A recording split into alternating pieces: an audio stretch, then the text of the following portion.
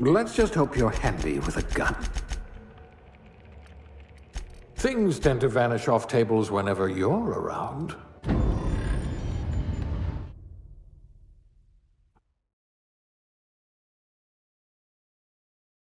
Can you hear me? Is this thing working?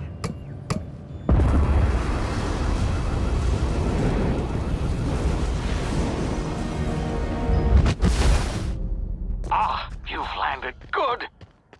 Hawthorne should be close by. What in law's name? Is that him? Oh, that idiot. I told him to plant the beacon and move away, not stand there holding it. Oh well, no sense in letting his ship go to waste. Hawthorne won't mind you taking his ship. Better you than the board, huh? Not sure I trust him, though. Easy now. You've been frozen for a while. There's bound to be unforeseen side effects. Damn it, my ears! Oh, what just happened? Oh, hear me! What in the hell?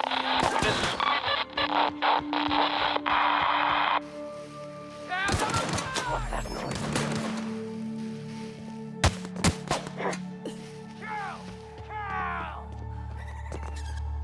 Hey! Get over here before you get yourself killed!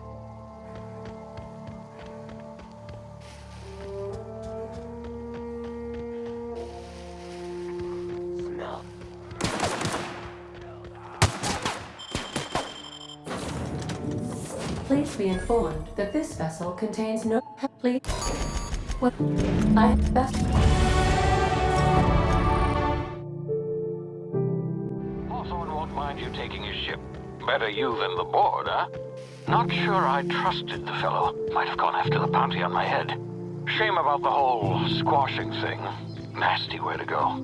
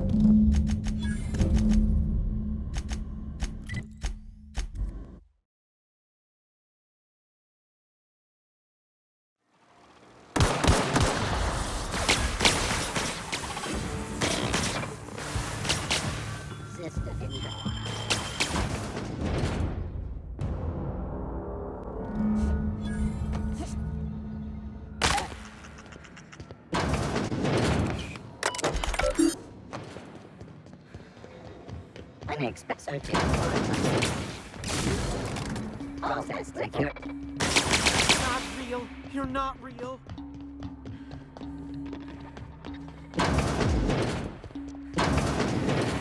System security patrol initiated. Pulse searching for unexpected.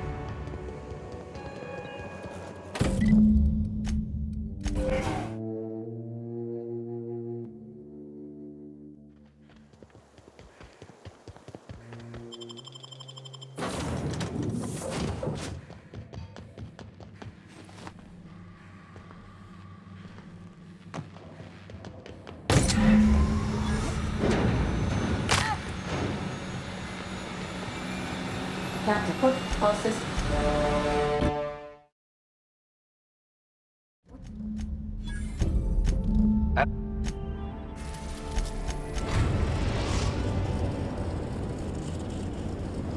We've arrived at the groundbreaker.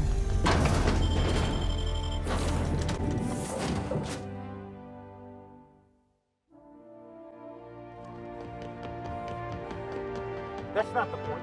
This happened. Customs and inspection. I picked up this weird signal the other day. Rizzo's Purpleberry Punch.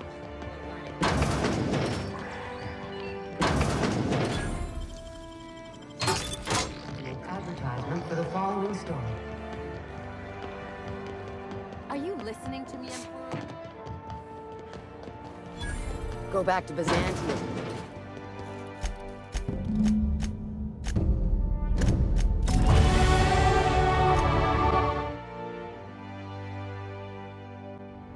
Warning, intruders will...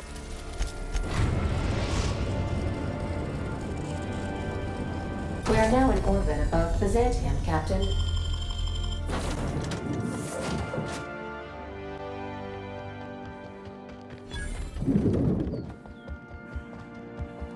Not. All right, you're clear.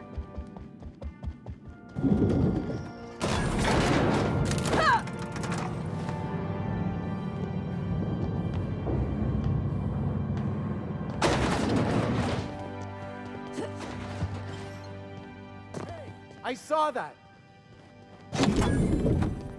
Excuse.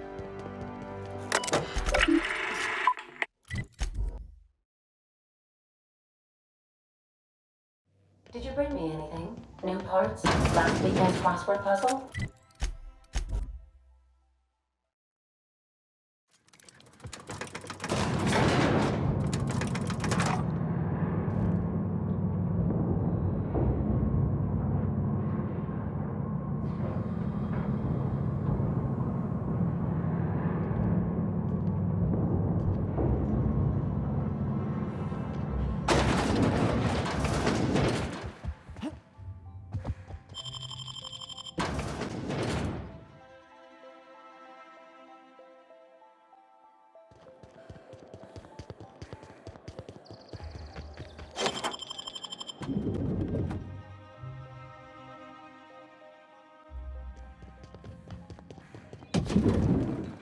What?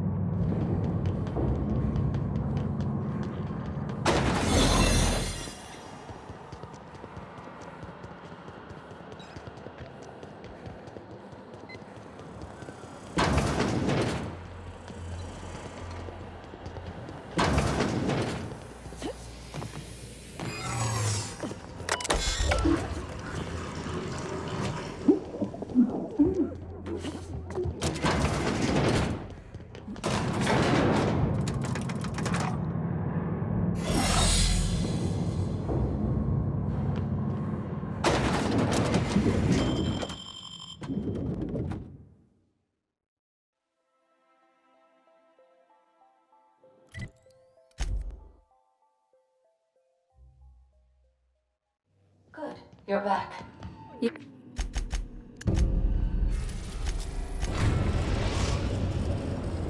We have successfully arrived at Phineas's orbital lab, Captain. Hello? Can you hear? I'm just securing my ongoing experiments. And mind the mess. I haven't had a visitor since, in fact... I know you're wondering why I'm doing all this. Why I believe the people on the Hope are the answer to the colony's problems.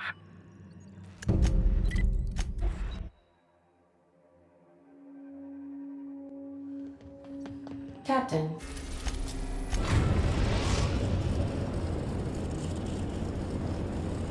I need...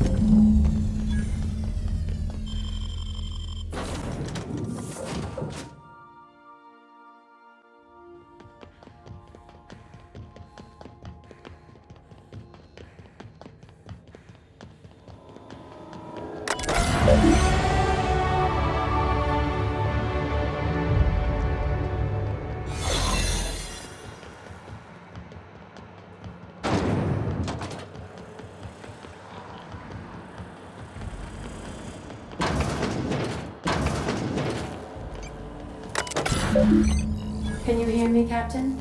I have successfully integrated myself into the Hope phone systems, and have attempted to establish contact with the Hope's more primitive processor now. Would you like me to play a mood-suitable music selection while you travel to the bridge? Oh, sorry. File not found. That's the Hope's computer up ahead. I'll admit. Yeah. You should... Oh, good. We are still alive and have successfully skipped into Terra 2's orbit. I reported as much to Phineas Wells, but he has not responded. Perhaps you should check in on him.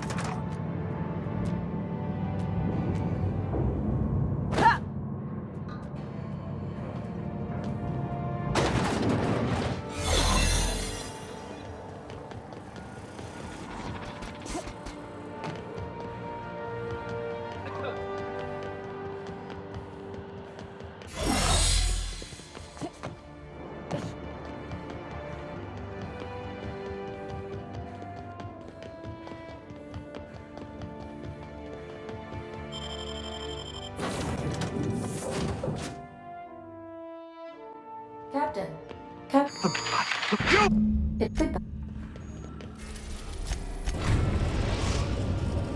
We have successfully arrived at Phineas's orbital lab, Captain.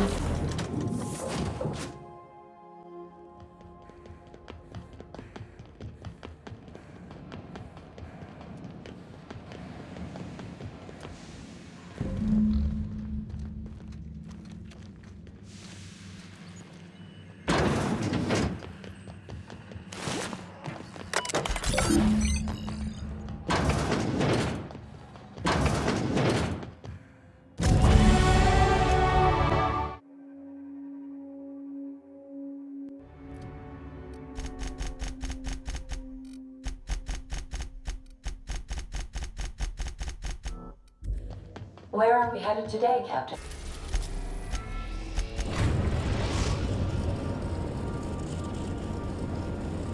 I am...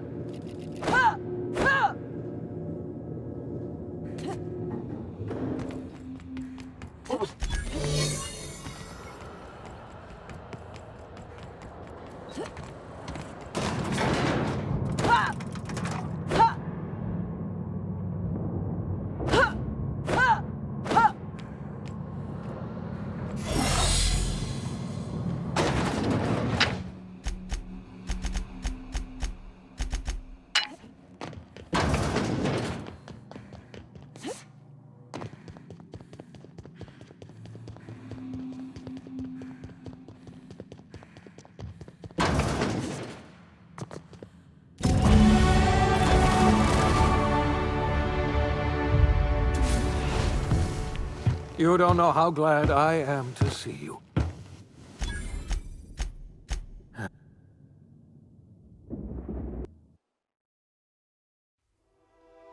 The OSI teaches that everything in the universe happens according to the grand plan.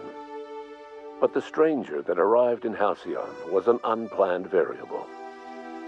From the moment she landed in Emerald Vale, her actions altered the course of history. The events on Tartarus brought about the end of the board's authority. But the board's mistakes would haunt the colony for decades to come. The damage they left behind would require the work of a generation to repair. Dr. Phineas Wells began reviving a handful of the Hope's colonists, engineers, scientists, technicians, and intellectuals.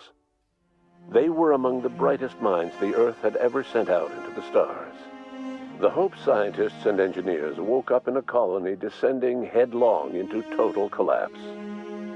With no way to return to Earth, they had no choice but to band together and devote themselves to the cause of saving Halcyon.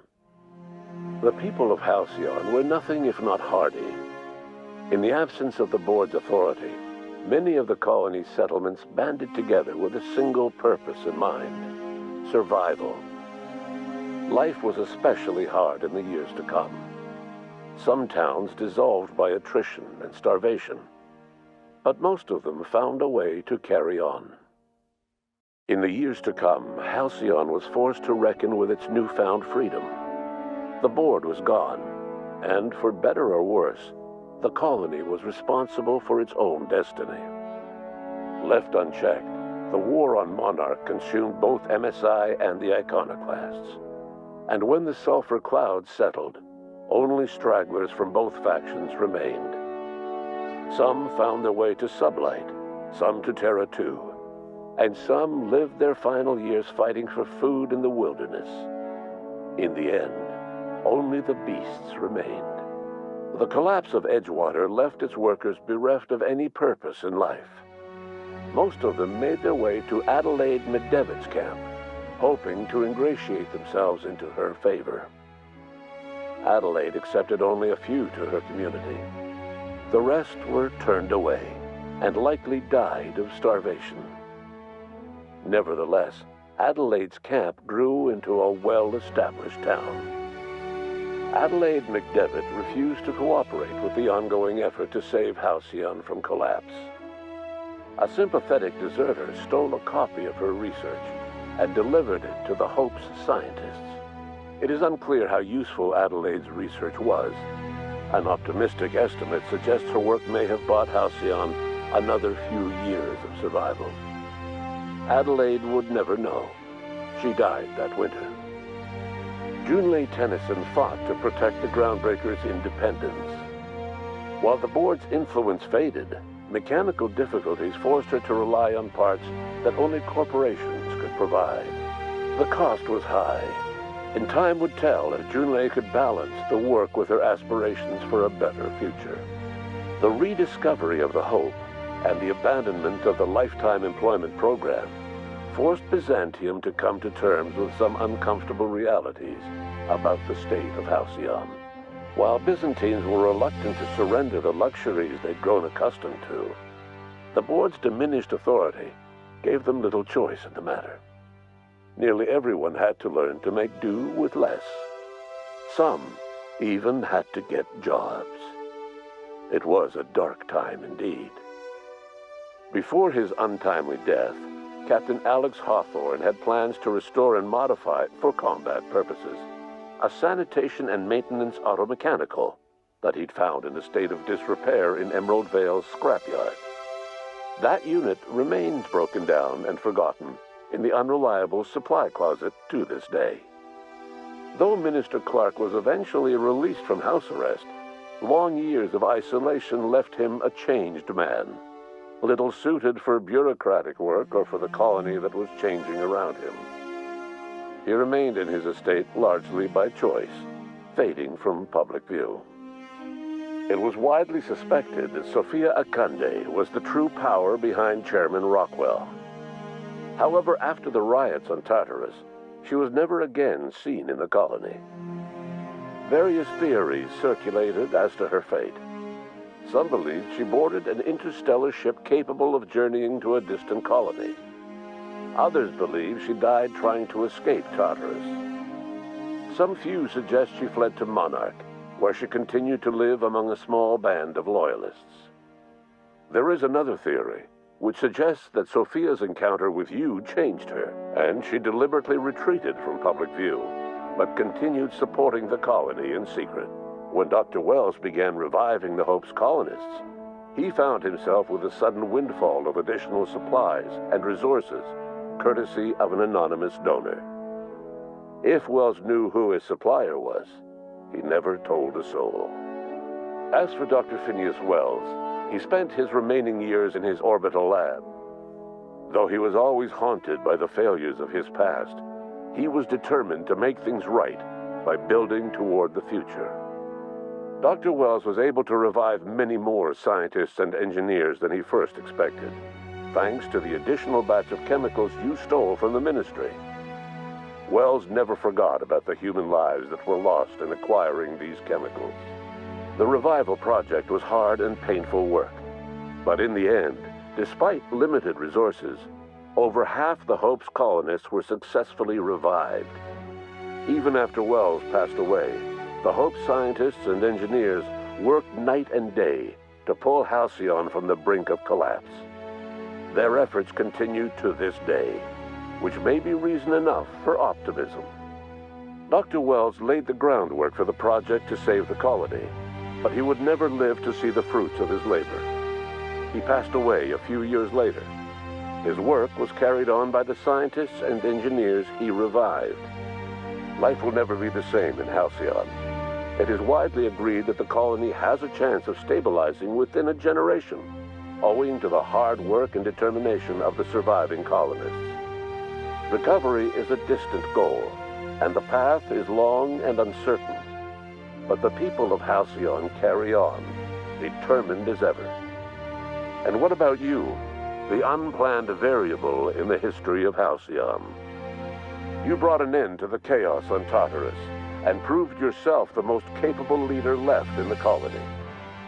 You administered the colony in your own image. With the old power of the board destroyed, a new government of Halcyon rose with you at its center. With your steady hand, you guided Halcyon through the turbulent years that were to follow, and helped ensure the survival of the colony until the end of your days. No one knows what's happened to Earth, and no one knows what the future has in store for Halcyon. All we know for certain is this: the name of the Unreliable and that of its intrepid captain will remain the subject of countless stories for years to come.